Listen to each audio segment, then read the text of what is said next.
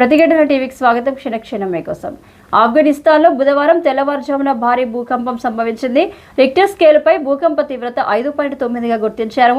ఆఫ్ఘన్లో సంభవించిన భూకంపం కారణంగా ఉత్తరాది రాష్ట్రాల్లో ప్రకంపనలు వచ్చాయని నేషనల్ సెంటర్ ఫర్ సిస్మాలజీ తెలిపింది.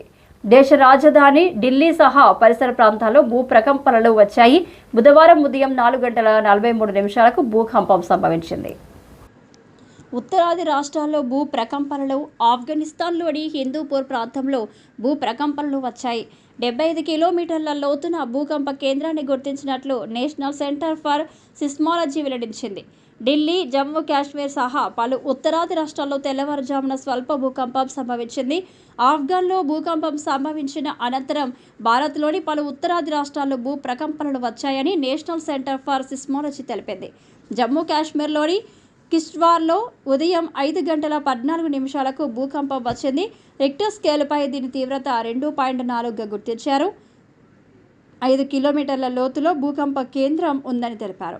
బంగ్లాదేశ్లోనూ తెల్లవారుజామున భూకంపం సంభవించింది.